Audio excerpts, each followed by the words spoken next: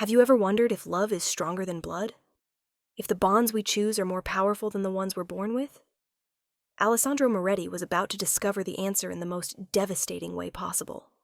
This is his story, and it's Sienna's story, and it's proof that sometimes the cruelest betrayals lead to the purest truths. The envelope arrived on a Tuesday. Alessandro Moretti sat in his office at the back of Moretti's Fine Dining, the flagship restaurant that served as both legitimate business and operational headquarters for the Moretti crime family. The space was elegant, mahogany furniture, leather chairs, artwork that wouldn't look out of place in a museum. Everything carefully curated to project power and sophistication in equal measure. He'd been reviewing shipping manifests when his second-in-command, Marcus, entered, carrying a medical courier package. "From Children's Hospital," Marcus said, placing it on the desk. "The genetic screening results for Sienna." Alessandro felt his stomach tighten with the familiar anxiety that had plagued him for the past 2 weeks, ever since the doctors had discovered an irregularity in Sienna's routine blood work. Nothing alarming, they'd assured him.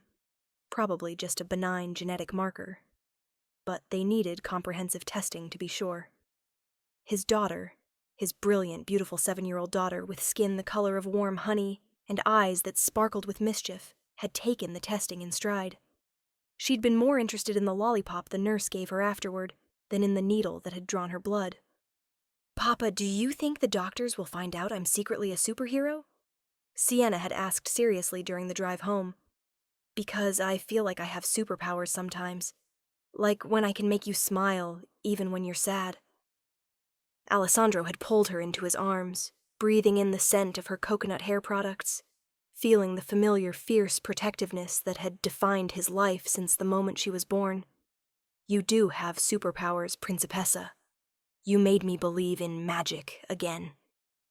Now he stared at the envelope, pushing aside the irrational fear that always accompanied medical results. Sienna was healthy, active, thriving. The testing was purely precautionary. The doctors had been clear about that. He opened the envelope carefully, expecting routine genetic markers, maybe some information about hereditary conditions to watch for as Sienna grew older. What he found instead was a comprehensive report that included standard medical analysis plus an unexpected addendum. At first, Alessandro skimmed through the technical jargon, chromosomal analysis, genetic sequencing, hereditary marker identification. Everything normal, healthy. Exactly what he'd hoped to find. But then he reached the final section, and his world fractured. Incidental finding, paternity analysis.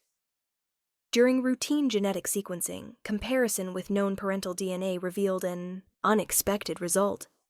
The tested samples show no genetic relationship between Alessandro Moretti, father of record, and the minor child, Sienna Moretti. Shared genetic markers, 0.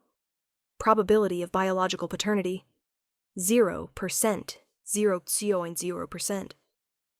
Note, this finding was not requested as part of the original screening, but emerged during standard comparative analysis.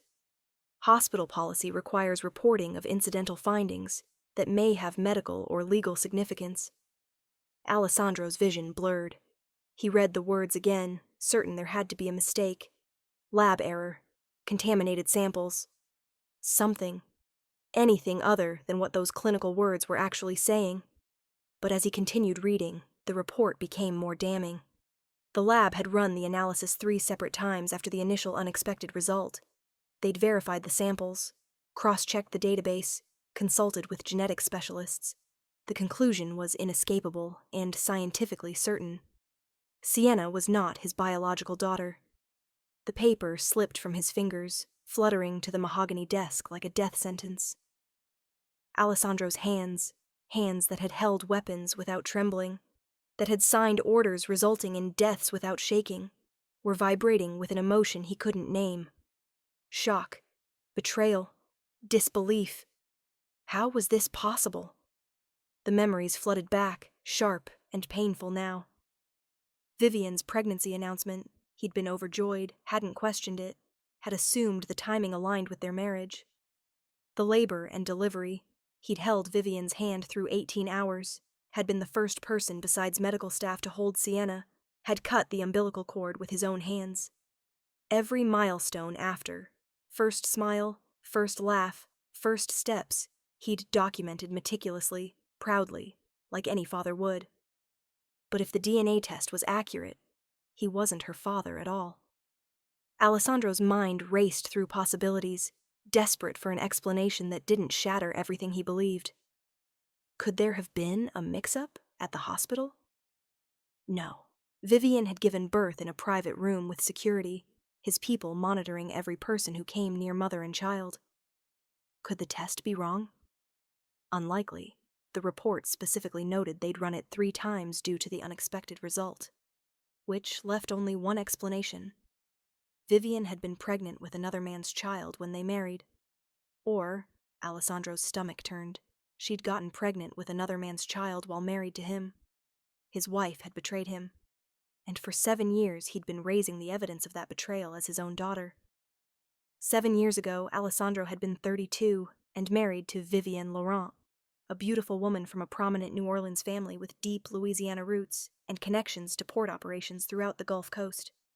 Their marriage had been strategic initially, a union between the Moretti crime family and the Laurent organization that controlled most of Louisiana's maritime commerce.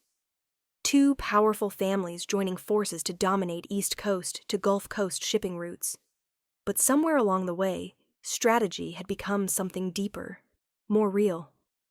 Alessandro had fallen in love with his wife's sharp wit, her fearless spirit that matched his own intensity, her refusal to be intimidated by his world or his reputation. Vivian had understood the life they led, the violence that occasionally became necessary, the moral compromises required to maintain power, the constant vigilance needed to stay alive in their world. When Vivian had gotten pregnant, Alessandro had been terrified and elated in equal measure.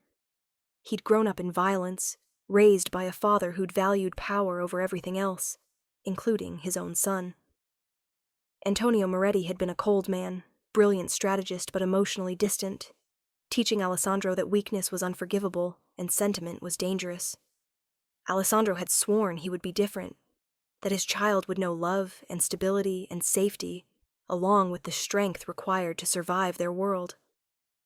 Sienna had been born on a warm September evening, arriving 3 weeks early and screaming her way into the world with the kind of determination that would come to define her personality. Alessandro still remembered every detail of that night, the way the hospital lights had seemed too bright, how Vivian's hand had crushed his during contractions, the moment the doctor had announced, "It's a girl," with such joy. When they'd placed Sienna in his arms for the first time, Alessandro had looked down at this tiny, perfect creature. 6 pounds, 4 ounces of possibility wrapped in pink blankets, and felt his entire universe realign around her existence. She'd had her eyes scrunched shut, her face red from crying, her tiny fists waving in protest at being removed from the warmth of the womb. "She's beautiful," Alessandro had whispered, unable to look away. "She's perfect." "She's ours," Vivian had replied from the bed, exhausted but radiant. "Our daughter, Alessandro, our family." He'd been there for every milestone after that. First smile at 6 weeks, Sienna had looked up at him while he was changing her diaper, and her face had suddenly transformed with this beatific expression of joy. First laugh at 3 months, he'd been making silly faces, trying anything to soothe her colic, when she'd erupted in giggles so pure it had made him cry. First time she'd slept through the night, Alessandro had actually panicked and checked on her 6 times to make sure she was breathing. First words at 11 months, "Papa," clear as a bell, spoken while she was looking directly at him. Vivian had laughed at Alessandro's expression, the way he'd frozen in shock before sweeping Sienna into his arms.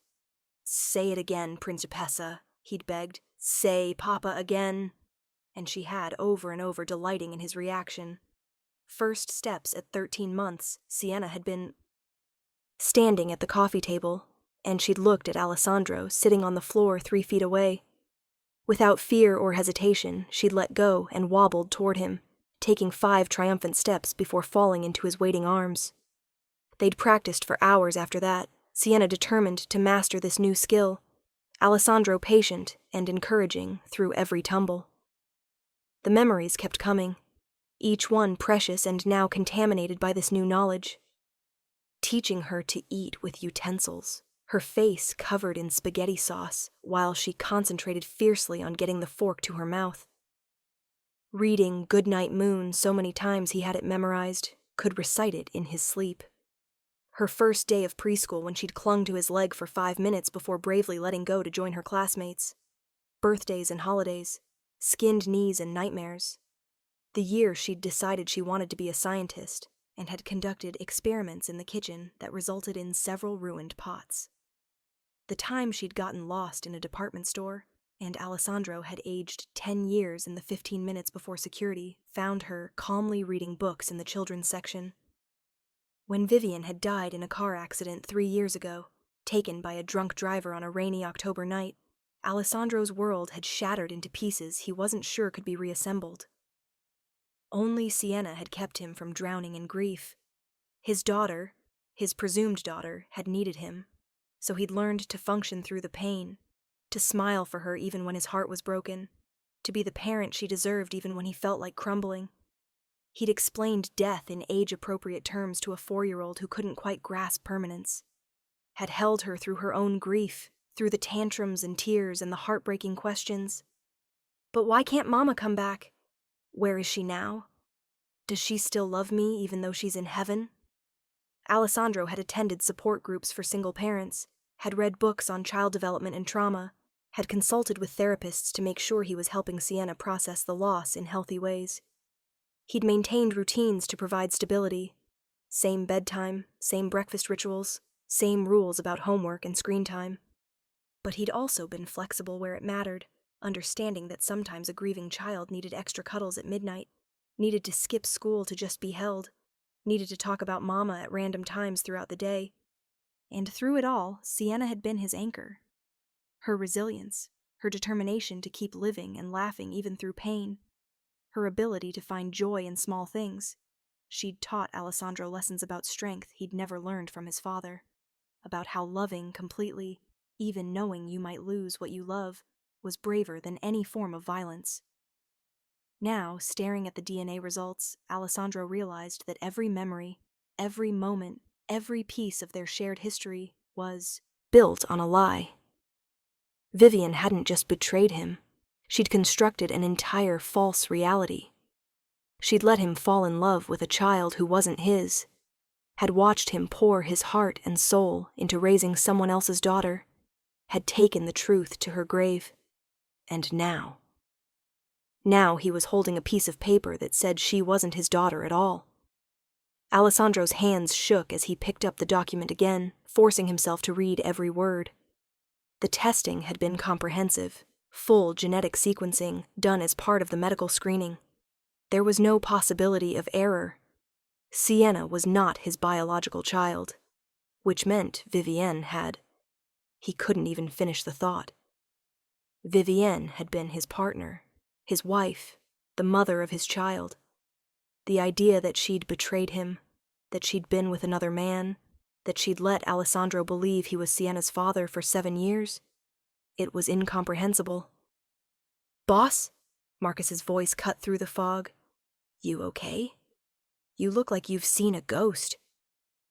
Alessandro looked up at his oldest friend, a man who'd been with him since they were teenagers running errands for Alessandro's father. Marcus was one of perhaps 3 people in the world Alessandro trusted completely. "Close the door," Alessandro said, his voice coming out rough and strange. Marcus obeyed immediately, then moved closer to the desk. "What's wrong? Is Sienna sick?" "No, she's..." Alessandro pushed the paper across the desk. "Read it." He watched Marcus's face as comprehension dawned. Shock, confusion, then anger on Alessandro's behalf. "This has to be a mistake," Marcus said. "Lab error. Samples mixed up. This can't be right." "It's right." Alessandro's voice was flat. "Look at the detail. This isn't a simple paternity test. It's full genetic sequencing. They mapped her entire genome looking for markers, and they're very clear about what they found. No genetic relationship. Vivienne, Marcus said the name carefully. She... apparently. Alessandro stood and walked to the window overlooking the restaurant's kitchen. Below, his staff moved with practiced efficiency, preparing meals for customers who had no idea they were dining in the heart of a criminal empire. My wife was sleeping with someone else, got pregnant, and let me believe the child was mine. You don't know that, Marcus argued. Maybe there's another explanation. Like what? Alessandro spun to face him. Immaculate conception? A switched-at-birth scenario straight out of a soap opera? Come on, Marcus. There's only one explanation here. Silence fell between them, heavy with implications. Finally, Marcus spoke again. What are you going to do? It was the question Alessandro had been avoiding since the moment he'd read those devastating words. What was he going to do?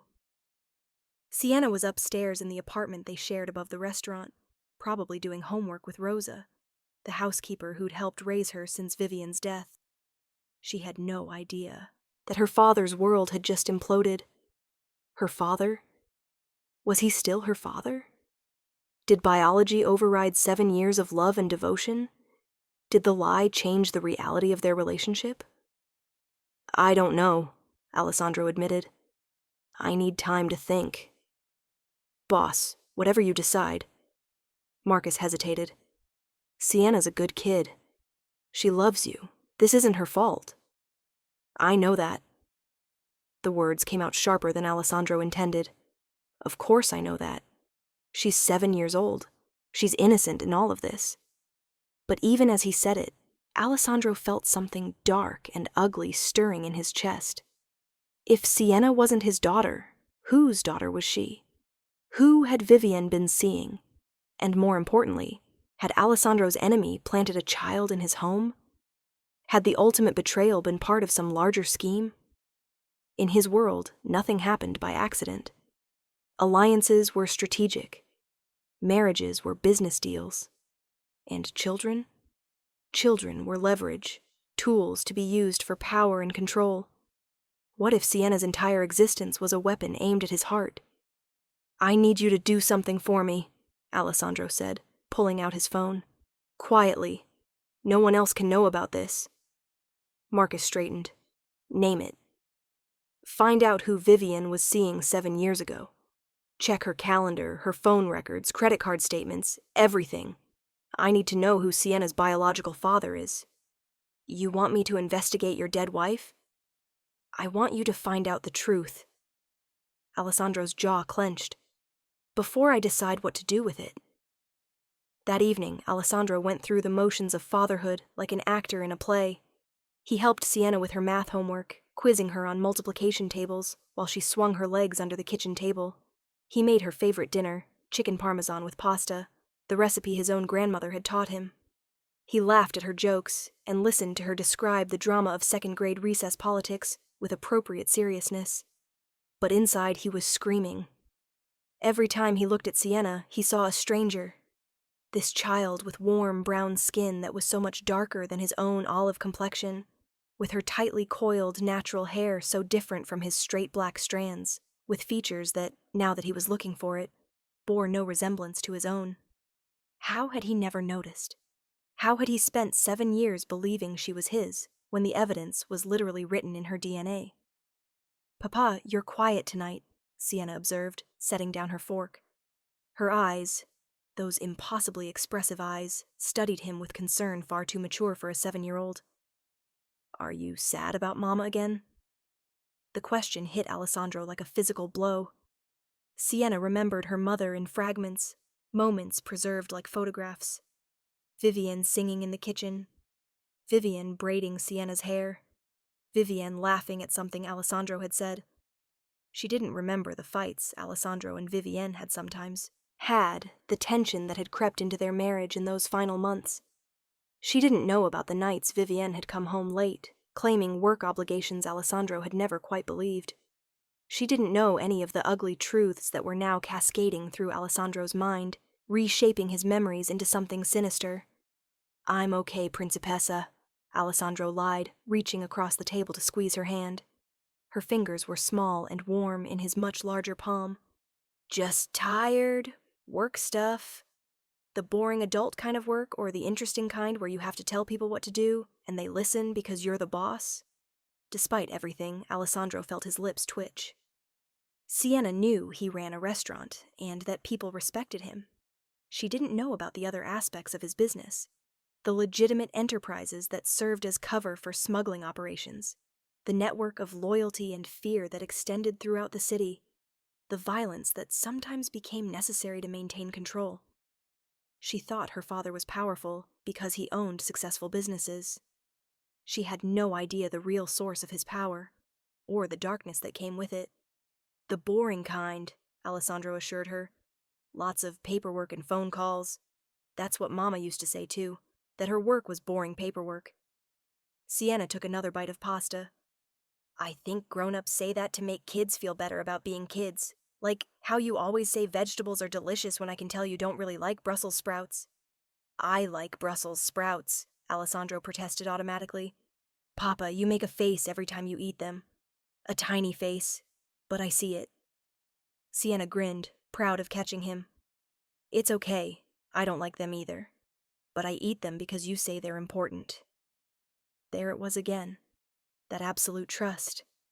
That belief that everything Alessandro told her was true because he was Papa, and Papa didn't lie. Except he'd been living a lie for 7 years without even knowing it. After dinner, after bath time, after the ritual of pajamas and toothbrushing, and the complex negotiation of which stuffed animals got to sleep in the bed, versus which had to remain on the shelf, Alessandro sat on the edge of Sienna's bed to read their nightly story. She'd chosen The Velveteen Rabbit tonight, a book that had been read so many times the spine was cracked, and some pages were dog-eared. Sienna snuggled against Alessandro's side, her damp curls leaving wet spots on his shirt, her warm weight a familiar comfort. As he read about the toy rabbit who wanted to become real through being loved, Alessandro felt something crack inside his chest. What is real? Asked the rabbit one day. Does it mean having things that buzz inside you and a stick-out handle? Real isn't how you are made, said the skin horse. It's a thing that happens to you. When a child loves you for a long, long time, not just to play with, but really loves you, then you become real. Alessandro's voice caught on the words. Sienna looked up at him, concerned. Papa? Why are you crying? He wasn't even aware tears had started falling. Alessandro wiped at his face quickly. The story. It's sad and happy at the same time. That's why I like it, Sienna said seriously. Because the rabbit becomes real through love. Not through being perfect or special. Just through being loved a lot. That's how you made me real, Papa. By loving me so much. The simplicity of her understanding, the absolute faith in her voice, it destroyed what was left of Alessandro's composure. He pulled Sienna into his arms, holding her tightly, while trying to control the emotions threatening to overflow. I do love you, he whispered into her hair. So much, Principessa. More than anything in this world. I know. Sienna's voice was muffled against his chest. You tell me every day, and you show me by making my favorite foods and coming to all my school things and letting me stay up late on weekends. Love isn't just words, Papa, it's actions. That's what you taught me. She had no idea she was quoting the philosophy Alessandro himself had lived by, that words were cheap but actions revealed true character. She'd absorbed his lessons without even realizing she was learning them. After tucking Sienna in and kissing her forehead, Alessandro retreated to his office and poured himself 3 fingers of scotch. He stood at the window, looking out at the city lights, replaying every memory of Sienna's life through this new, painful lens. Had Vivian ever planned to tell him? Had she lied deliberately, or had she convinced herself the child was his? And most terrifyingly, had she known who the real father was? Had she been working with him, using Sienna as some kind of long-game strategy? His phone buzzed. A text from Marcus. Found something. Coming up. Minutes later, Marcus entered the office carrying a tablet and wearing an expression Alessandro had learned to recognize over their years of friendship.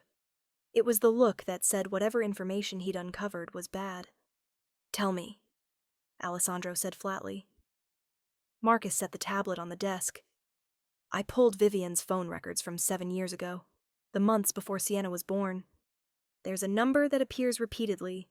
Late-night calls, sometimes lasting hours. The number is registered to a burner phone, but I was able to track the cell tower locations. He pulled up a map showing a pattern of calls originating from the waterfront district, specifically from the territory controlled by the Moretti family's biggest rival, the Castellano family. Alessandro's blood ran cold. The Castellanos had been at war with the Morettis for 3 generations, a conflict that had claimed lives on both sides, including Alessandro's uncle and 2 cousins. The families existed in a state of tense truce now, both sides too powerful to eliminate the other without massive casualties, but the hatred ran deep. The Castellanos, Alessandro said, the words tasting like ash. Vivian was in contact with someone from the Castellano organization. It gets worse. Marcus tapped the screen, bringing up a series of photographs. I called in a favor with a contact in the police department. They pulled surveillance footage from around that time. Vivienne was meeting with someone, regularly, at a hotel downtown. The photographs showed Vivienne entering and leaving a luxury hotel, always alone, always careful. In one shot, taken from a longer distance, she could be seen speaking with a man whose face was partially obscured by a hat. Can you identify him? Alessandro asked, even though he already knew the answer would destroy him. Facial recognition was difficult because of the angle, but Marcus pulled up one final photograph. This one showed the man more clearly, turning toward the camera as he got into a car. Alessandro recognized him immediately. Everyone in their world would. Domenico Castellano, heir to the Castellano Empire, Alessandro's greatest enemy's firstborn son, the man who'd sworn to destroy the Moretti family after Alessandro had killed his younger brother in a territorial dispute 5 years ago. The room spun. Alessandro gripped the edge of his desk, forcing himself to stay upright, to process this information. Vivienne had been having an affair with Domenico Castellano, had gotten pregnant with his child, and had passed that child off as Alessandro's daughter, raising the heir to the Castellano Empire in the heart of Moretti territory. It was the perfect infiltration, the ultimate revenge. Domenico's blood running through the veins of a child Alessandro loved as his own, living in Alessandro's home, bearing Alessandro's name, positioned to inherit everything Alessandro had built. The affair started about 8 months before Sienna was born, Marcus continued quietly. It ended abruptly around her birth. I can't find any evidence of contact after that. Because Vivienne had achieved the objective, Alessandro said, his voice hollow. She'd planted the enemy's child in my home. Mission accomplished. You don't know that, Marcus protested. Maybe it was just an affair. Maybe Vivienne had doubts about your marriage and made a mistake. Maybe she regretted it immediately, and that's why she never told Domenico about the child. Or maybe she told him everything, and they've been laughing at me for 7 years. Alessandro drained his scotch in one burning gulp. Maybe Sienna has been a sleeper agent this whole time, raised to love me so that when Domenico finally revealed the truth, it would hurt as much as possible. Sienna is 7 years old. Marcus's voice was firm. She's a child. She can't be blamed for her parents' choices. Alessandro knew his friend was right.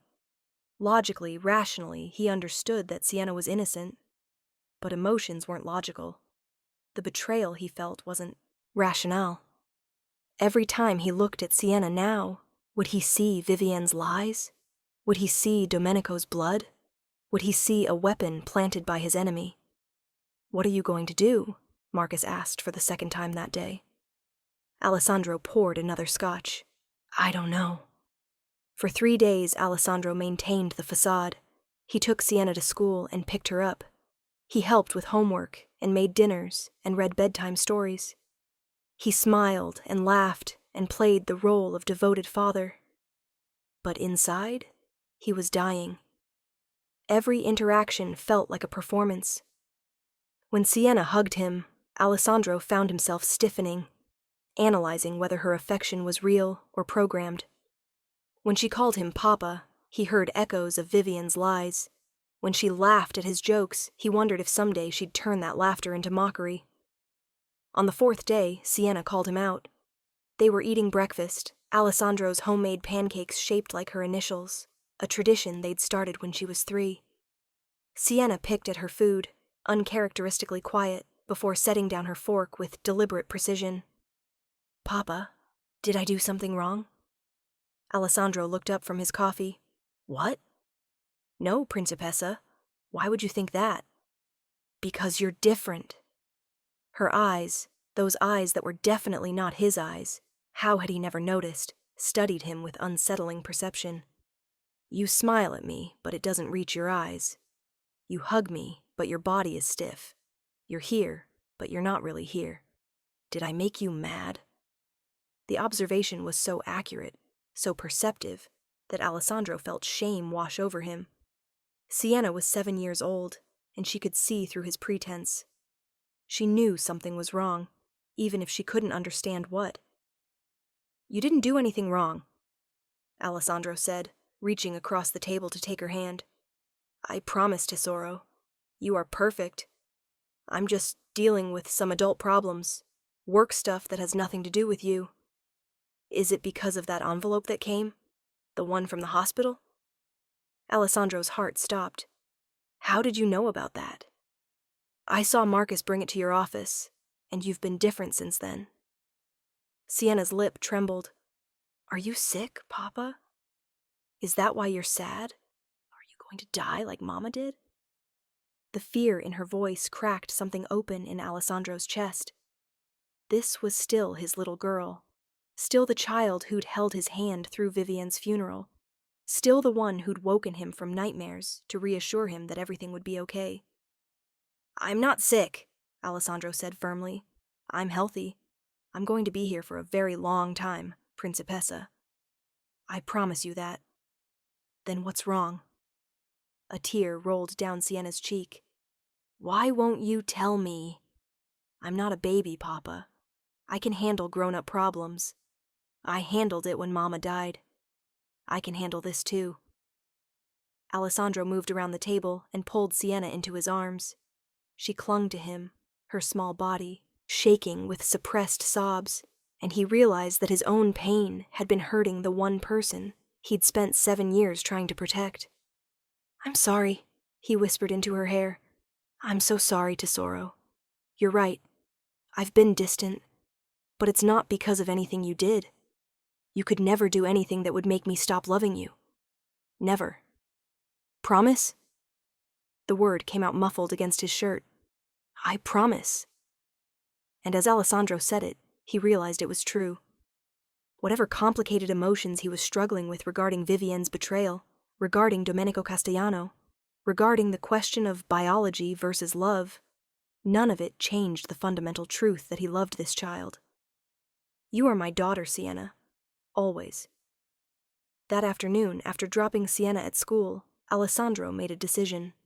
He called Marcus. "Set up a meeting with Domenico Castellano. Neutral territory. Just the two of us." There was a long pause. "Boss, are you sure that's wise?" "No, but it's necessary." Alessandro's hands tightened on his steering wheel.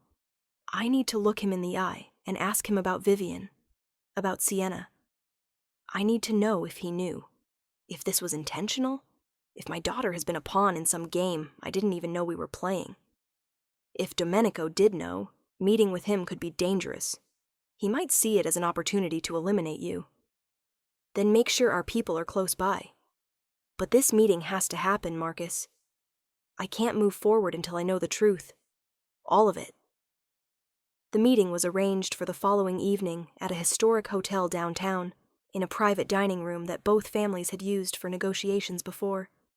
It was neutral ground, monitored by both sides to ensure no ambush could occur without immediate retaliation. Alessandro arrived first, deliberately. He wanted the home field advantage of being seated and composed when Domenico entered. The room was elegant but impersonal, white tablecloth, expensive wine already breathing on the table, armed guards stationed outside the only door. When Domenico Castellano walked in, Alessandro felt hatred surge through his veins like poison. This man, tall at 6'2", dark-haired with the kind of sharp Italian features women found irresistible, wearing a bespoke suit that probably cost $10,000, had slept with Alessandro's wife, had created the child Alessandro had raised as his own for 7 years, had potentially engineered the cruelest, most calculated betrayal imaginable. Domenico moved with the confidence of someone who'd never had to question his place in the world. Third-generation Mafia royalty, educated at prestigious universities in both Italy and America, fluent in 4 languages, and ruthless in ways that had earned respect even from enemies. The Castellanos were old money and older violence, a family tree watered with blood going back to Sicily in the 1800s. Moretti. Domenico's voice was cool, professionally, measured. He took the seat across from Alessandro without waiting for an invitation. His posture relaxed, but his eyes alert. The stance of someone always prepared for an ambush. This is unexpected. We haven't spoken directly in 5 years. What's important enough to request a meeting after such a long silence between our families? Alessandro studied his enemy's face, looking for any hint of recognition, any microscopic tell that Domenico knew what this meeting was about. But Domenico's expression remained perfectly controlled. The poker face of someone trained from childhood to never reveal weakness or surprise. 7 years ago, Alessandro said without preamble. Deciding directness was the only strategy that might elicit an honest reaction.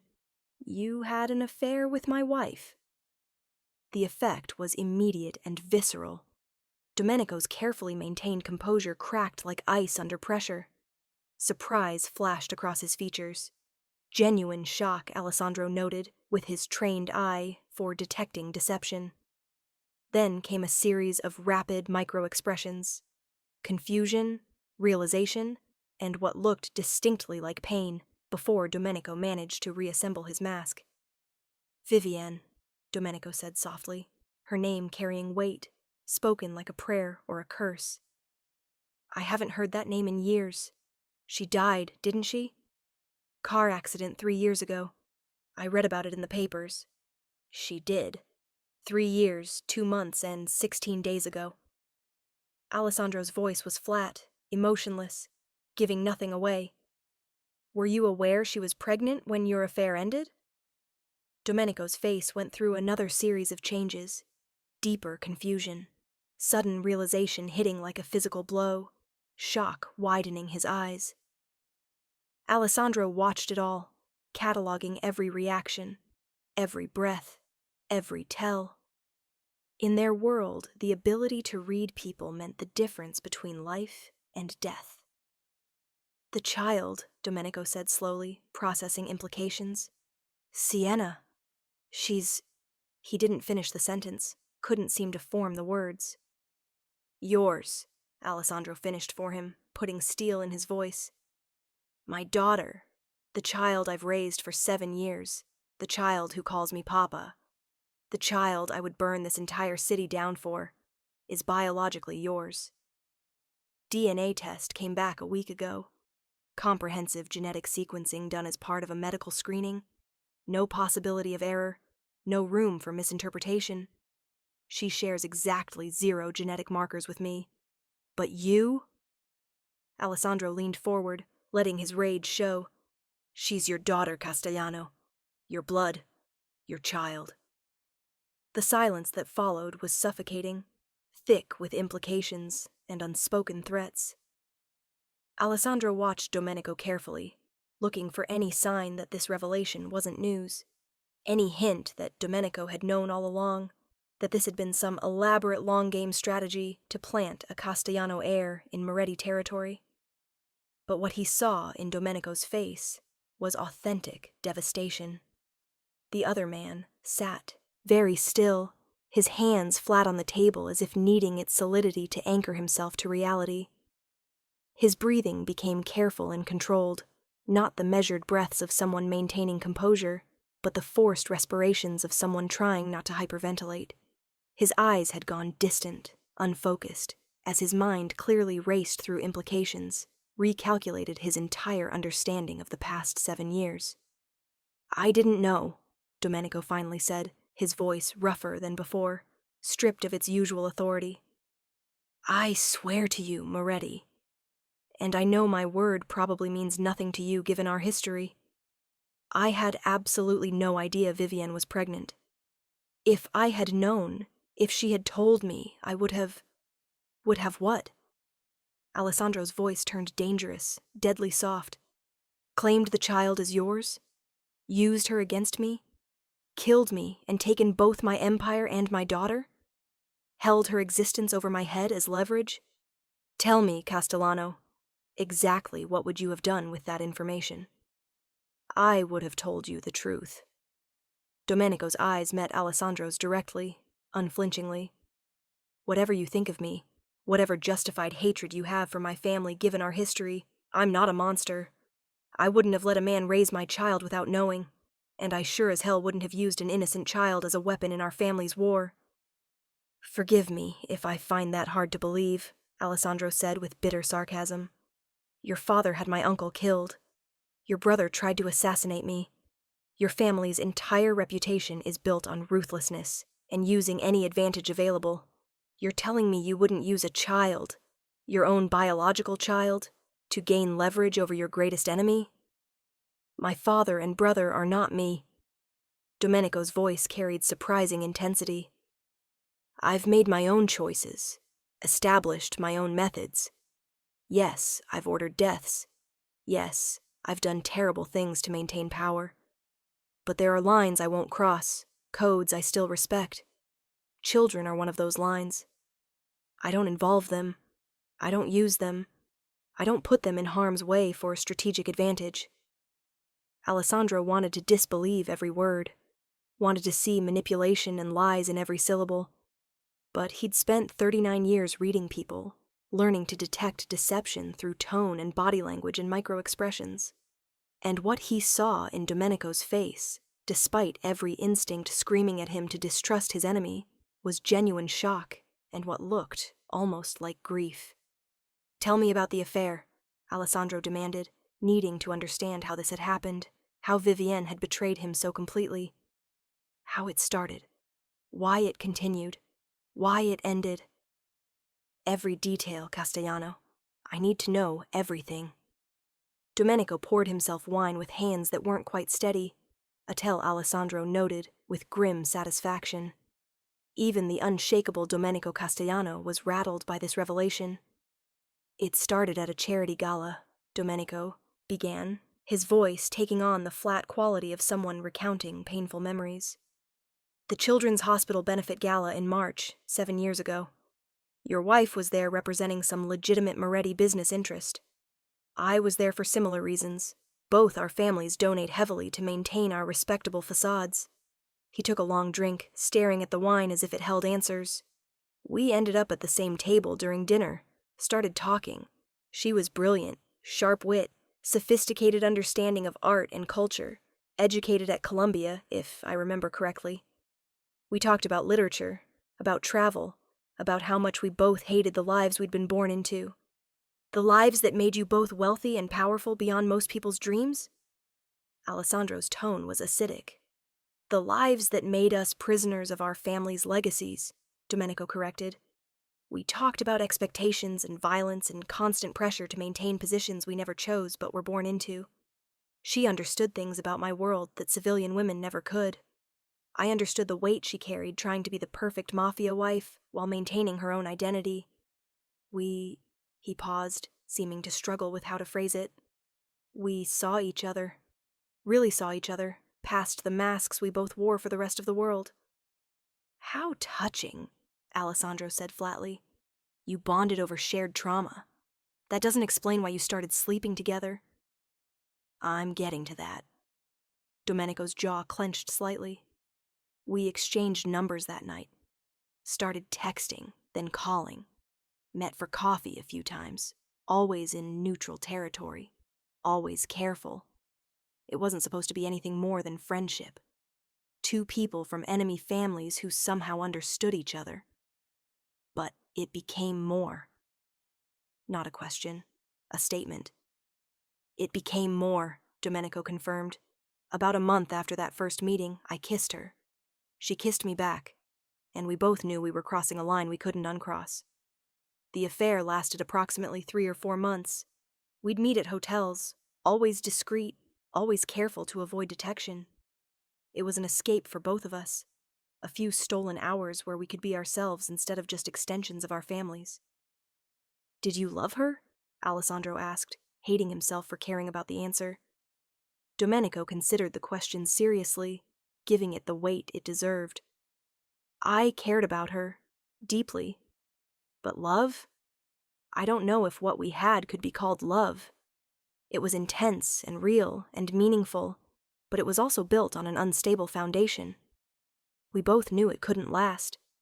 We were enemies by birth, and no amount of attraction or understanding could change that fundamental truth. And then? Alessandro prompted when Domenico fell silent, lost in memories. And then she ended it, abruptly. I tried to call her one afternoon. We'd planned to meet that evening, and she answered, but her voice was different, distant. She said she couldn't see me anymore, that she'd made a terrible mistake, that she loved you and wanted to make her marriage work. I was angry at first, felt used and discarded, but I respected her choice. I never contacted her again after that conversation. You didn't know she was pregnant, Alessandro repeated, testing for any inconsistency in the story. I had no idea, Domenico said emphatically. Vivienne must have realized it right after ending things with me, maybe even suspected it during that final phone call. Must have panicked, done the math, realized the timing was ambiguous enough that she could pass the child off as yours, rather than admitting the affair. Or she knew exactly what she was doing, Alessandro said bitterly, the words tasting like poison. Maybe this was all planned from the beginning. Get pregnant by you, the Castellano heir, then plant your child in my home as revenge. The ultimate infiltration. Your blood growing up under my protection, positioned to inherit the Moretti Empire, giving the Castellanos a claim to everything I've built. Vivienne wasn't like that. Domenico's defense of her was surprisingly fierce, protective even after years of silence. She was many things, conflicted, confused, trapped between loyalty and desire, but she wasn't manipulative in that calculated way.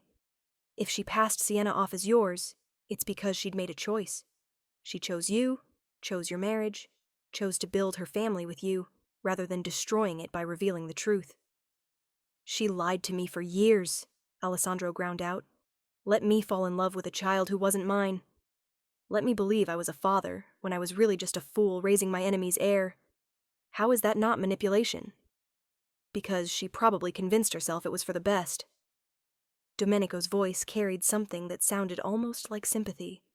She probably told herself that by never revealing the affair, she was protecting everyone involved. You from the pain of knowing.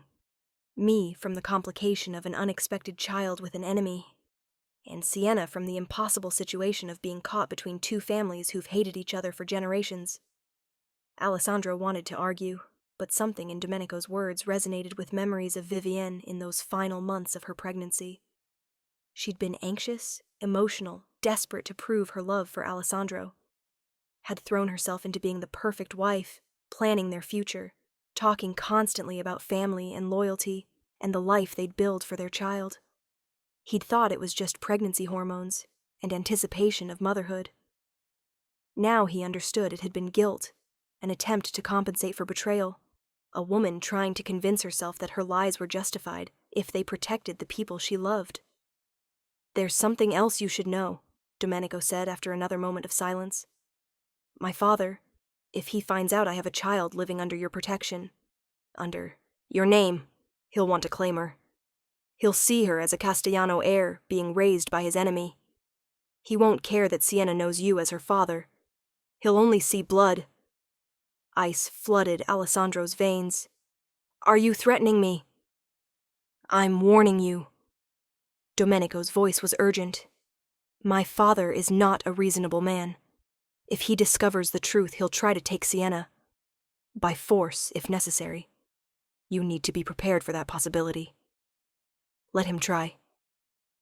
Alessandro's voice was soft and deadly. I don't care whose blood runs through Sienna's veins. She is my daughter. Anyone who tries to take her from me will find out exactly how ruthless I can be when protecting what's mine. Domenico studied Alessandro for a long moment, then nodded slowly. Good. That's the answer I was hoping for. What do you want? Alessandro asked bluntly. You know you have a daughter now. What are your intentions? The question hung in the air, weighted with implications. Domenico had the right to claim Sienna, to demand access, to insist on a relationship with his biological child. The law would support him, and in their world, blood ties carried immense significance. But Domenico surprised him. I want her to be safe and happy, he said simply. And from what I hear, and yes, I've heard about her, Moretti, your daughter has a reputation for being brilliant and brave. She is safe and happy with you. You're her father in every way that matters. I'm just the man who contributed DNA. Alessandro felt something tight in his chest loosen slightly. You don't want a relationship with her? What I want is irrelevant. Domenico's smile was sad. What's best for Sienna is that she continues living the life she knows, with the father she loves. I'm not going to disrupt that for my own selfish desires to know the child I accidentally helped create. That's unusually selfless for a Castellano. Maybe I'm just smart enough to know that forcing myself into her life would only hurt her, and despite what you think of me, I'm not interested in hurting a 7-year-old girl. Domenico stood. But I need something from you in return. Alessandro tensed. What? Keep her safe. And if there comes a time when she asks about her biological father, if she somehow discovers the truth, don't lie to her about me. Tell her I was a man who made mistakes but who wanted her to be happy. Tell her... He paused, emotion flickering across his face. Tell her I thought she was lucky to have you as a father. After Domenico left, Alessandro sat alone in the private dining room for a long time, processing everything that had been said. He'd gone into the meeting expecting to find a villain, someone who'd deliberately planted a child in enemy territory as part of some elaborate revenge scheme. Instead, he'd found a man who'd had an affair, who'd never known about the pregnancy, and who was willing to step back for the sake of a child he'd never met. It didn't make Vivian's betrayal hurt less, didn't erase the 7 years of lies, but it did clarify something important. Sienna was innocent. She wasn't a pawn or a weapon or a scheme. She was just a child born from complicated circumstances who'd lucked into having 2 biological parents who'd ultimately chosen her happiness over their own desires. That evening, Alessandro went home and did something he'd been putting off since the DNA results arrived. He went into Vivian's old jewelry box, the ornate wooden chest she'd kept on her dresser and that Sienna sometimes liked to look through, playing dress-up with costume jewelry and hearing stories about where each piece came from. Alessandro hadn't touched most of Vivian's belongings since her death. Her clothes still hung in half the closet, her perfumes lined up on the bathroom counter, her favorite books marked with bookmarks at pages she'd never finished reading. Some grief counselors would say he needed to clear them out, to complete the process of letting go. But Alessandro had kept them as anchors, reminders that Vivian had been real, that their love had been real, that Sienna's mother had existed beyond memory. Now he opened the jewelry box with trembling hands, moving aside the pearl necklace from their first anniversary, the sapphire earrings he'd given her after Sienna's birth, the gold watch that had belonged to her grandmother. Underneath the genuine pieces, beneath the costume jewelry Sienna liked to play with, was a small envelope he'd never noticed before. It was sealed, with his name written across the front in Vivian's distinctive handwriting. The envelope was yellowed slightly with age, the ink faded, but still legible. Alessandro's hands shook as he opened it, the seal breaking with a soft crack that seemed too loud in the quiet bedroom. Inside was a single letter, dated 3 days before Vivian's death. 3 days before the drunk driver had T-boned her car at an intersection. 3 days before Alessandro's world had collapsed. The words made Alessandro sink onto the bed, his vision blurring with tears as he read, My dearest Alessandro, if you're reading this, then something has happened to me, and you've discovered the truth about Sienna's paternity. I'm so sorry, my love. I'm sorry for lying, for deceiving you, for letting you fall in love with a child who isn't biologically yours. I'm sorry for the pain this knowledge must be causing you, for the betrayal you must feel, for the questions that I'm not there to answer. But I need you to understand something. From the moment Sienna was born, from the first second they placed her in my arms, she was yours in every way that mattered. Not because of biology, or blood, or DNA, but because I chose to make her yours. I chose you, Alessandro. I chose our marriage. I chose our family. When I realized I was pregnant, I panicked. I'd ended things with Domenico 2 weeks earlier, and I knew in my heart that the timing meant the child could be his. But I also knew something more important. I loved you. Not Domenico, not the escape he represented, not the fantasy of a different life. I loved you, Alessandro Moretti, with all my flawed and complicated heart. I made a choice in that moment. I chose to build this child's life with you rather than destroying everything by revealing my mistake. I chose to give her your name, your protection, your love. And God forgive me. I chose to keep the truth from both you and Domenico, because I still believe, that she belongs with you. I know you'll be angry when you discover the truth. You have every right to be furious with me, to hate me for the lie I've maintained. But please don't let your anger at me affect how you love Sienna. She is your daughter, Alessandro. She has your strength, your determination, your capacity for fierce, protective love. She has your laugh when something genuinely amuses her. She has your stubborn insistence on doing things the right way. She has your gentle heart that you hide behind walls of control and power. Biology is just blood, my love. Just chromosomes and genetic markers that determine eye color and height and disease predisposition. But family? Family is choice. Family is showing up every day. Family is loving someone so completely that you'd burn the world down to keep them safe. That's what you are to Sienna. Not a man who contributed DNA, but a father who chose her every single day, who taught her what it means to be loved unconditionally. If you're reading this, I'm gone. And I can't be there to help you navigate this revelation, or to share the burden of this secret I've carried for 7 years. But I'm begging you, as the woman who loved you until her last breath, as the mother of the child you've raised, as someone who knows your capacity for love, even when you doubt it yourself, don't let biology define your relationship with our daughter. Sienna needs you. Not Domenico Castellano, who doesn't even know she exists. Not some biological father who's nothing more than a genetic contributor. She needs you, Alessandro. Her papa. The man who stayed up all night when she had colic. Who read her the same bedtime stories 1,000 times without complaint. Who held her hand on her first day of school. Who has shown her every single day what it means to be truly loved. You are her father. In every way that matters. In every way that defines family. You are her papa. Don't let my betrayal steal that truth from either of you. I love you. I loved you when I made my mistakes with Domenico.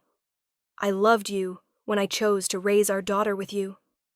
I loved you in every moment of our marriage, even the complicated ones.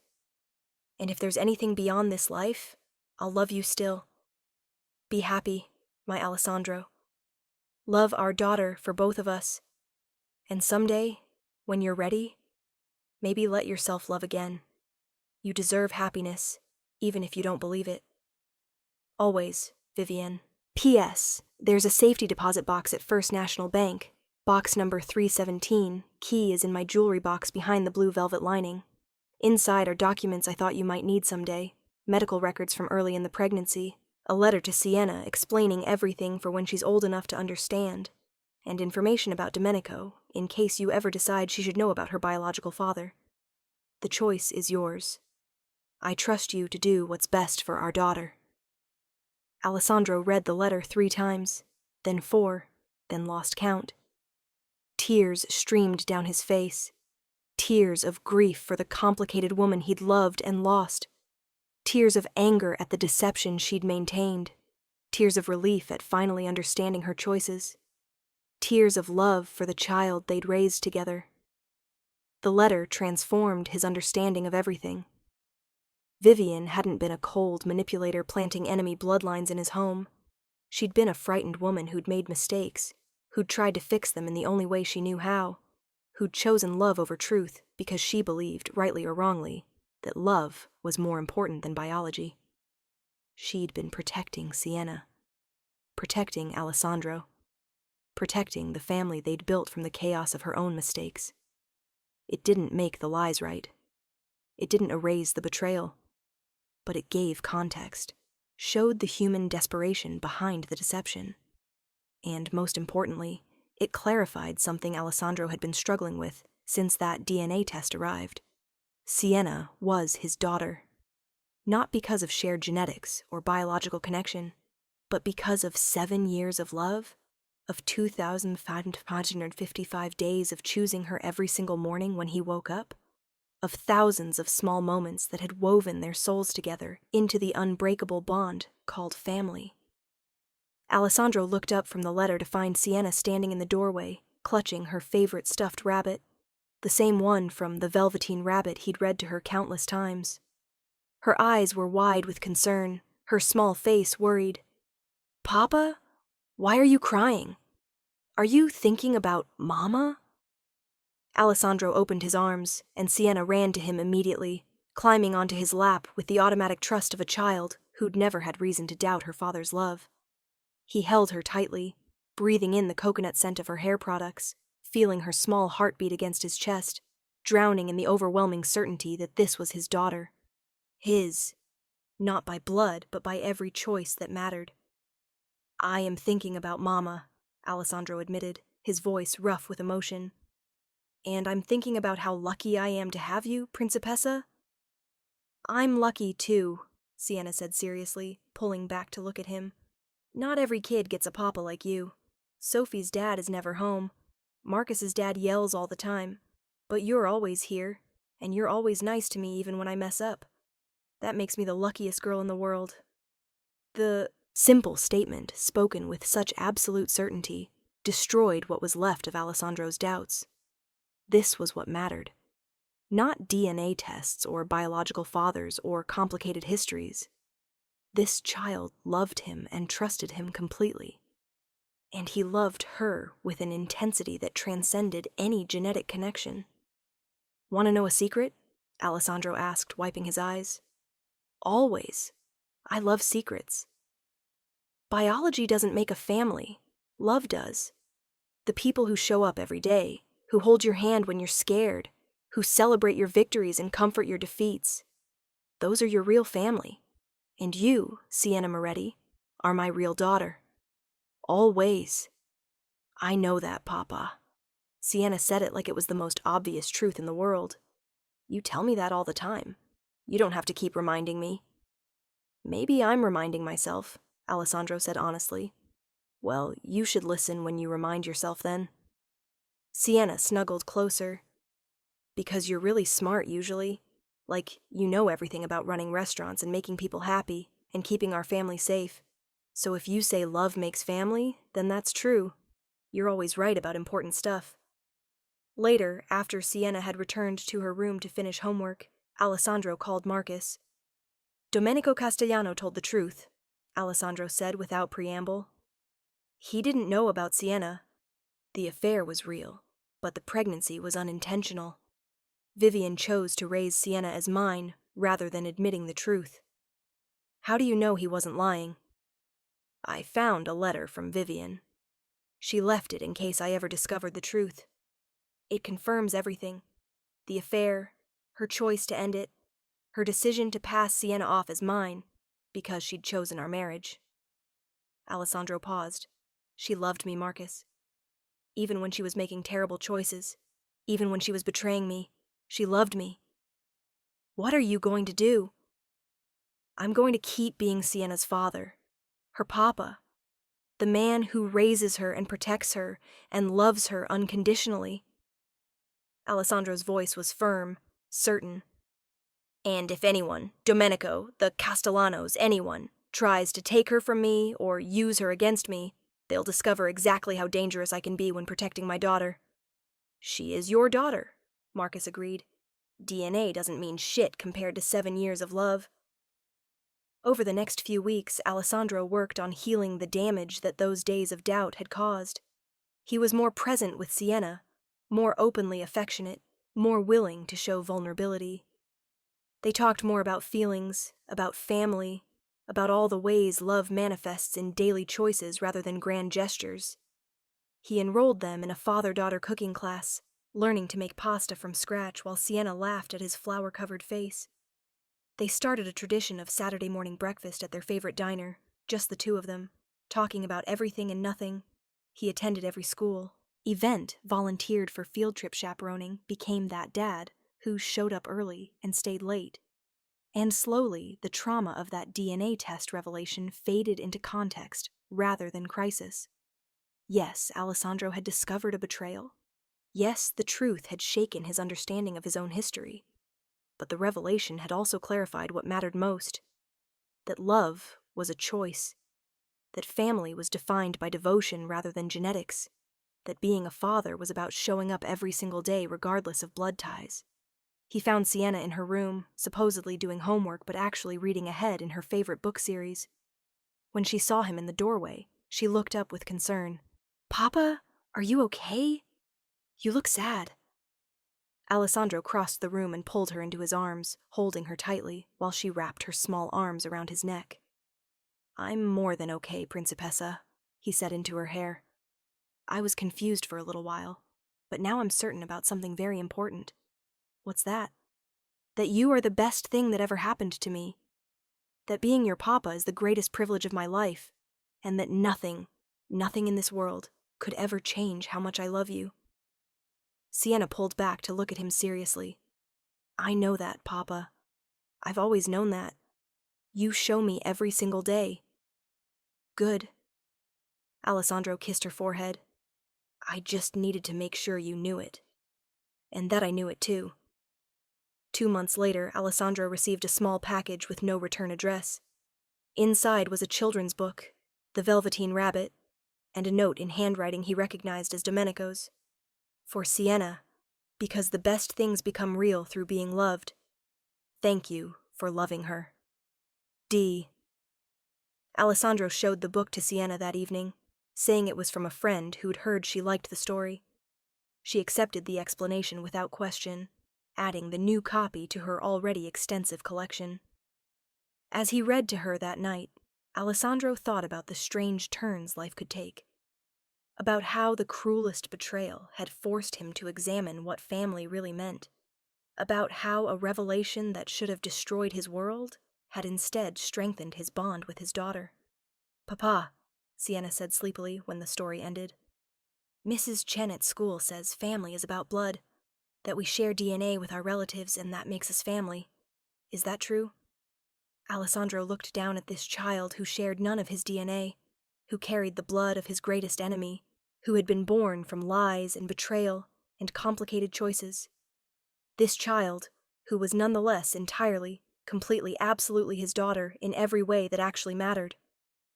"Family is about love," Alessandro said firmly. "It's about the people who choose you and who you choose back. It's about showing up every day, about protecting each other, about creating a home together. DNA is just biology, tesoro. But family is so much more than blood." Sienna smiled, satisfied with the answer. "That's what I thought too. Because you and I don't look anything alike, but you're still my papa, and I'm still your daughter, and that's never going to change."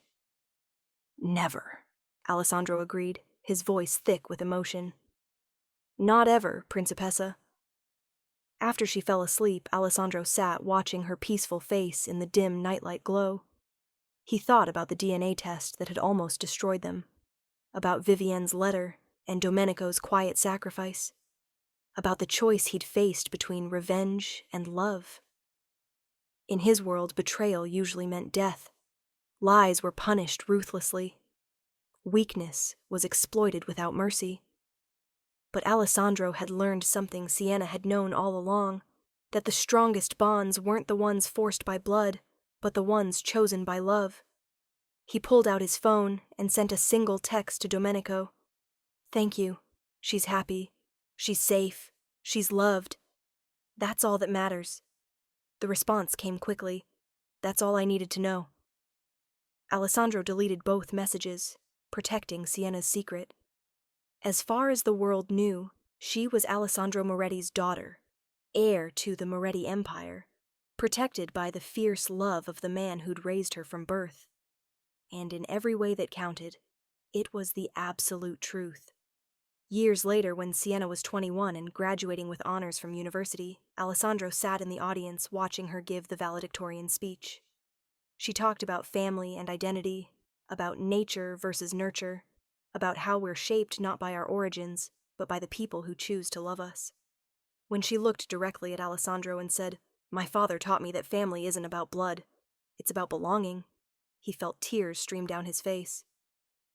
After the ceremony, Sienna found him in the crowd. She'd grown into a beautiful, confident young woman with her mother's sharp wit and Alessandro's fierce determination. She wore her natural hair in an elegant updo, her warm brown skin glowing with happiness, her eyes bright with achievement. "Papa, I need to tell you something," she said, pulling him aside from the celebrating crowd. Alessandro felt his heart clench. "What is it, tesoro?" "I've known for 3 years." The words came out gently, carefully.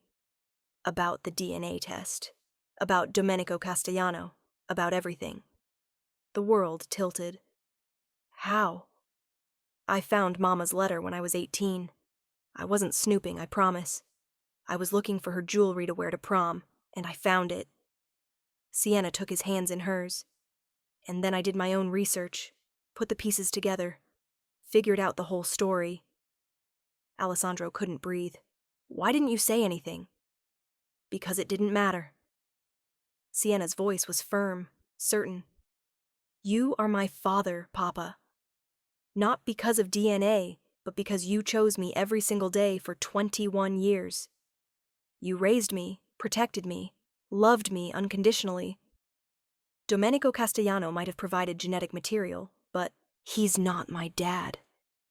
You are." "I should have told you," Alessandro said, guilt washing over him. "When you were old enough to understand, I should have explained. You were protecting me, just like you've always protected me." Sienna pulled him into a hug. "And I love you for that. I love you for every choice you've made, for every sacrifice, for every moment you put my happiness above your own pain. That's what fathers do. That's what you do." As Alessandro held his daughter, regardless of biology or DNA tests or complicated origins, he finally understood what Vivienne had tried to tell him in that letter, what Domenico had recognized immediately, what Sienna had known all along. Love was the only thing that made family real. Everything else was just details. That's the story of Alessandro Moretti and Sienna, the Mafia boss who discovered a betrayal but chose love anyway, and the daughter who proved that biology is no match for devotion. Their story reminds us that family isn't defined by blood tests or genetic matches, but by the daily choice to show up, to protect, to love without conditions. Alessandro thought a DNA test would destroy his relationship with his daughter. Instead, it forced him to confront what it really means to be a father. And in doing so, he discovered that the bonds we choose are stronger than the ones we inherit. If this story of unconditional love and chosen family moved you, if you found yourself believing that devotion matters more than DNA, make sure to subscribe to our channel and hit that notification bell. We share new stories every week about people who learned that the heart knows truths that biology can never reveal. What did you think of Alessandro and Sienna's story? Have you ever questioned what makes a family? Do you believe love can overcome betrayal? Share your thoughts in the comments below. We love hearing how these stories resonate with your own experiences of family, forgiveness, and the power of choosing love over revenge. Remember, DNA can tell you who made a child, but only love can tell you who raised them. And sometimes the most important relationships are the ones we choose every single day. Thanks for listening, and we'll see you in the next story. The response came quickly. That's all I needed to know. Alessandro deleted both messages, protecting Sienna's secret. As far as the world knew, she was Alessandro Moretti's daughter, heir to the Moretti Empire, protected by the fierce love of the man who'd raised her from birth. And in every way that counted, it was the absolute truth. Epilogue, 14 years later. When Sienna was 21 and graduating with highest honors from Columbia University's School of Architecture, Alessandro sat in the audience watching his daughter give the valedictorian speech. She'd grown into a stunning young woman, confident, brilliant, compassionate, with her mother's sharp wit and Alessandro's fierce determination, written in every gesture. She wore her natural hair in an elegant updo that showcased her beautiful face, her warm brown skin glowing under the stage lights, her graduation robes somehow making her look both youthful and mature. As she stood at the podium addressing thousands of graduates and their families, Alessandro felt pride so intense it was almost painful. Sienna had decided to study architecture like her mother. Vivienne had been an architect too, though she'd given up her career after marrying into the Moretti family. But Alessandro had encouraged Sienna's dreams, had supported every choice that would let her build her own life, rather than inheriting his. She'd worked incredibly hard, maintaining a perfect GPA while also volunteering at community centers, running the university's Italian Cultural Society, and designing affordable housing projects for underserved neighborhoods. Family and identity, Sienna was saying, her voice carrying clearly through the auditorium. These have been the central themes of my academic journey these past 4 years. What shapes us? What defines us? What makes us who we are? Alessandro's hands tightened on the armrests of his seat. He'd come to this speech expecting the typical valedictorian platitudes about following dreams and changing the world. He hadn't expected Sienna to address questions that cut so close to their shared history. We're told from childhood that blood is thicker than water, Sienna continued, her eyes scanning the audience. That family means genetics, shared DNA, biological connection. That who we are is written in our chromosomes and passed down through generations in an unbreakable chain. She paused, her gaze finding Alessandro's in the crowd. Even from the stage, he could see the emotion in her eyes, the deliberate choice she was making to address this topic publicly.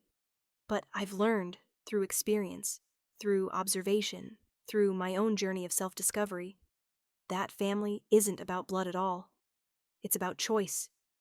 It's about the people who show up for you every single day, who support your dreams even when they're different from their own, who love you not because they have to, but because they choose to, consistently, through good times and difficult ones. Alessandro felt tears begin to fall. Around him, parents and graduates listened to Sienna's words, probably interpreting them as general philosophical musings. They had no idea she was telling their story, sharing the truth that had shaped both their lives in ways no one else could fully understand. I discovered 3 years ago, Sienna said, her voice steady but carrying emotion, that the man I call Papa, the man who raised me and loved me and taught me everything important about strength and kindness, is not my biological father. I found out through documents my mother had left, through truth she'd hoped to spare me until I was old enough to understand its complexity. A murmur went through the audience. This was definitely not typical valedictorian fare, but Sienna continued, unflinching in her honesty. My first reaction was confusion, then anger, not at my papa, never at him, but at my mother for deceiving us both, at the biological father I'd never known, at the universe for this complicated truth. I spent weeks processing, questioning my identity, wondering if discovering I wasn't genetically related to my father somehow made our relationship less real. Alessandro remembered those weeks. Sienna had been 18, home for winter break during her freshman year. She'd been distant, withdrawn, clearly struggling with something she wasn't ready to share.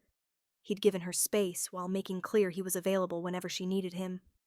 It had been one of the hardest periods of his life, watching his daughter hurt and not knowing how to help. But then, Sienna said, her voice strengthening. I realized something important. The man who'd raised me, who'd stayed up all night when I was sick as a child, who'd patiently helped with math homework even though I was terrible at it, who'd taught me to cook Italian family recipes, who'd supported my dreams even when they were different from his plans. That man was my father in every way that actually mattered. She looked directly at Alessandro now, speaking to him even though her words were meant for everyone. Biology gave me DNA. But my papa gave me everything else. He gave me security and love. He gave me the confidence to dream big and the foundation to achieve those dreams. He gave me an example of what it means to be strong and gentle at the same time, to be powerful but compassionate, to lead with both authority and kindness. Tears were streaming down Alessandro's face now, and he didn't care who saw. His daughter, regardless of biology or genetics or any other irrelevant factor, was publicly claiming him as her father, was choosing him, just as he'd chosen her every day for 21 years. So when people ask me about my family, Sienna continued, her voice ringing with conviction, I don't talk about genetics or bloodlines or DNA matches. I talk about choice, about the daily decision to show up and love someone completely, about building a life together through actions, not just shared biology. She smiled, and Alessandro saw in that expression everything she'd inherited from him, not through genes, but through years of learning how he faced the world. My father taught me that we're not defined by our origins, but by our choices. Not by who we're born to, but by who we choose to become, and who chooses to love us as we grow. That lesson, learned not from lectures, but from living with him for 21 years, is the most valuable thing I'll take with me as I graduate and begin my own journey. The auditorium erupted in applause, but Alessandro barely heard it. All he could see was Sienna, standing on that stage, publicly claiming their relationship as real and meaningful despite its unconventional biological foundation, choosing him just as he'd chosen her, completing a circle of love that had begun with Vivian's complicated decision 21 years ago. After the ceremony, after countless photographs and congratulations from faculty and fellow graduates, Sienna found Alessandro in the crowd. He'd been surrounded by business associates and family friends who'd come to celebrate, but when Sienna appeared, he broke away from them immediately. Papa, she said, pulling him into a tight hug. Did you like the speech? Like it? Alessandro's voice broke. Tesoro, you destroyed me, in the best possible way. They stood there for a long moment, holding each other while the celebration swirled around them. Finally, Sienna pulled back, her hands still on his shoulders, her eyes searching his face. I need to tell you something, she said seriously. Something I've known for 3 years, but wasn't ready to share until now.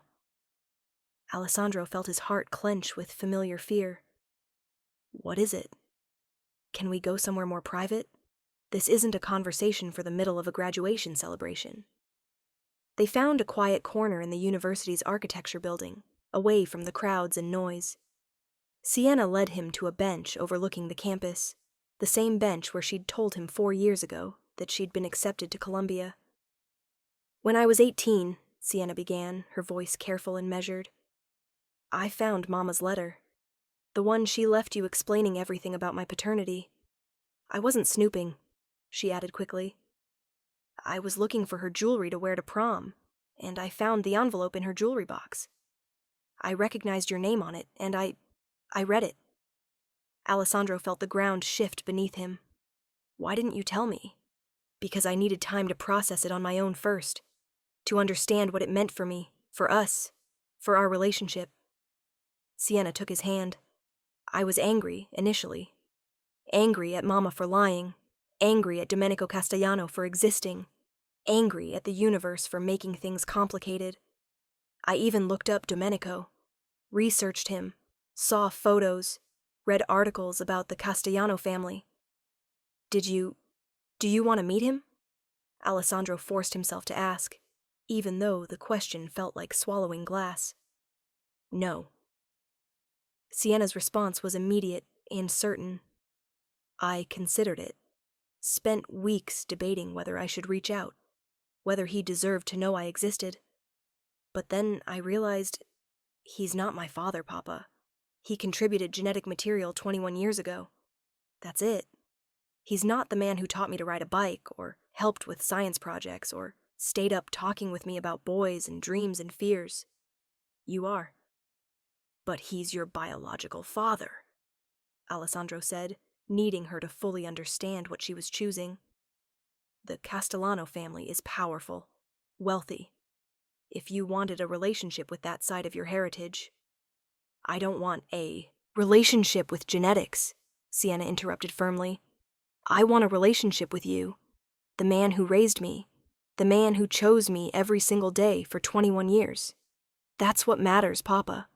Not DNA, not bloodlines. You. Alessandro pulled her into his arms, holding her the way he'd held her as a newborn, as a toddler, as a child, as a young woman, with complete love and fierce protectiveness. You have no idea how much I needed to hear that. I think I do, Sienna said against his chest, because I needed to say it. Needed you to know that discovering the truth didn't change anything fundamental about us. You're my father. I'm your daughter. That's not a biological fact. It's a choice we both keep making. They sat together in comfortable silence for a while, watching students celebrate across the campus, both processing the weight of this conversation and the relief of finally addressing the secret they'd both been carrying. There's something else, Sienna finally said. Something I need you to know. Alessandro pulled back to look at her. Tell me. After I found Mama's letter and did my own research, I realized there might be medical implications to knowing my full genetic history. So I did one of those ancestry DNA tests, just for health information, she added quickly. I wasn't looking for family connections, but the test linked me to Domenico Castellano's profile. Apparently he'd done one years ago. Alessandro's blood ran cold. Does he know? No. The service sent me a notification about a close genetic match, but I immediately opted out of all family matching features before it could notify him. I didn't want to open that door. Sienna squeezed his hand. But Papa, he doesn't know I exist beyond what you told him years ago. He's never reached out, never tried to find me. Which tells me he made his choice, too. He did, Alessandro confirmed. When I confronted him 14 years ago, he said he would step back for your sake. So you could have the life you already had, rather than being pulled into our family's complicated history. Sienna smiled sadly. Then I guess all three of my parents made the same choice, to let me be raised as your daughter. Mama by never telling him, Domenico by stepping back, and you by choosing to love me, even after discovering the truth. It wasn't a difficult choice, Alessandro said honestly. You were already mine. The DNA test just confirmed that love matters more than biology. They sat together as the sun set over Columbia's campus, father and daughter bound by choice rather than blood, their relationship strengthened rather than weakened by the truth they'd both had to process. As they walked back toward the celebration, Sienna's hand in his, Alessandro marveled at the journey that had brought them here. From that devastating DNA test 14 years ago to this moment of complete certainty and mutual choice. They'd both had to confront uncomfortable truths, process betrayals, question the foundations of their relationship. But they'd emerged stronger, united not by genetics, but by something more powerful. The daily choice to love and be loved, to show up consistently, to build a family through actions rather than inheritance. Papa? Sienna said as they reached the edge of the crowd. Yes, tesoro? Thank you for choosing me, every single day, for being my father when you didn't have to be, for loving me not because of biology, but because of who we are together. She smiled. You're stuck with me now, you know. DNA test or no DNA test, I'm yours. I wouldn't have it any other way, Alessandro replied, his voice thick with emotion. You're mine, Sienna. My daughter. My greatest achievement. My favorite person in this world. Always. And nothing, not betrayal, not biology, not the complicated truths of their origin, could ever change that fundamental reality.